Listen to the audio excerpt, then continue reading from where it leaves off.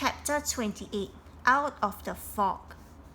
After closing the front door of the bungalow as gently as possible so his father wouldn't hear him leave, Alfie ran through the empty streets. His destination, that means the place he wants to go, is the dentist's surgery. This winter morning, a thick mist hung in the air. Where possible, Alfie kept close to the walls and hid in the shadows. There was the chance someone or something could be following him.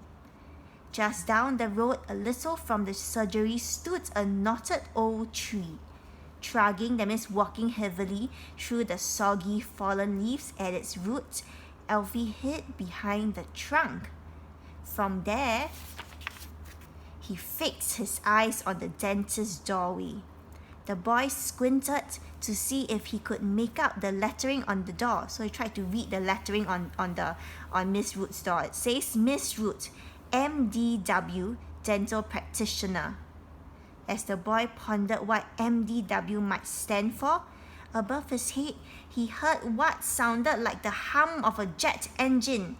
His eyes darted upwards.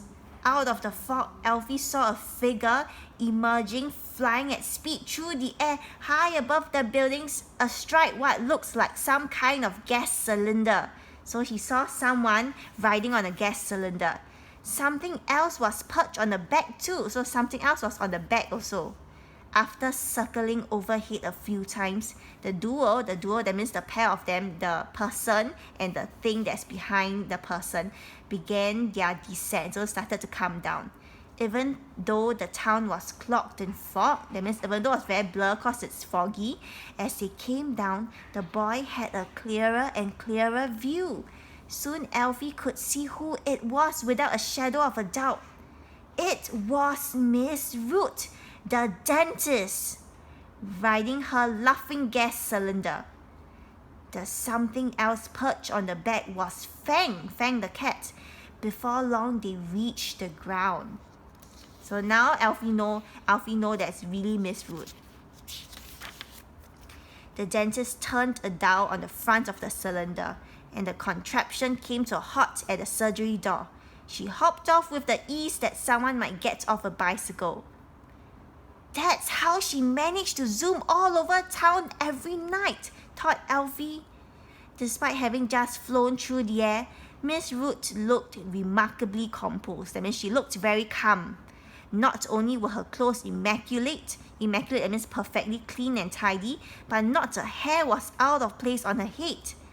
Alfie ducked back behind the trees as the dentist stole a quick glance over her shoulder to ensure that no one was watching. Then she disappeared inside, her faithful white cat following close behind. She was carrying the cylinder under one arm and a shiny metal thing under the other. It rattled as she walked.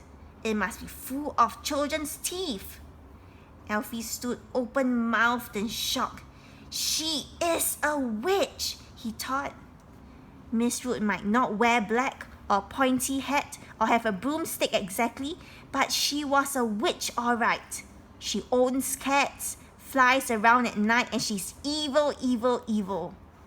Gaps was right after all. Witches were alive and well. Miss Root was walking proof. Well, flying proof. So Miss Root, she's the evidence. She is the walking proof, but then she flies, that's why she's the flying proof. And now they were practicing dentistry. So now even witches practice dentistry. That means they become dentists. That's what MDW must have stood for. A master's degree in dentistry and witchery. Witchery is a made-up word. Okay. As soon as the door to the surgery had closed behind Miss Root, the streets began to hum with people and traffic. Then from behind the tree, Alfie spotted a little girl with a mess of dreadlocks approaching the surgery door. Must be Gaps, I think. It was Gaps. True to what she had told Alfie in the playground yesterday. Do you remember yesterday Gaps told Alfie that she wants to go and confront Miss Root all by herself? She was going to come face to face with Miss Root herself. However, Gaps didn't know the full extent of the evil that lurked behind the door. She didn't know how evil Miss Root is. She didn't know Miss Root had taken out every single one of his teeth. What's more, she hadn't witnessed the horror that Elfie had last night. Before he could shout out, Gaps had pressed the dentist's bell. In an instant, the door burst open. Elfie had to warn his little friend, and fast. He leaped out from behind the tree, but just as he was about to shout the girl's name, someone grabbed him by the back of his coat and lifted him high into the air. Oh no, who's that?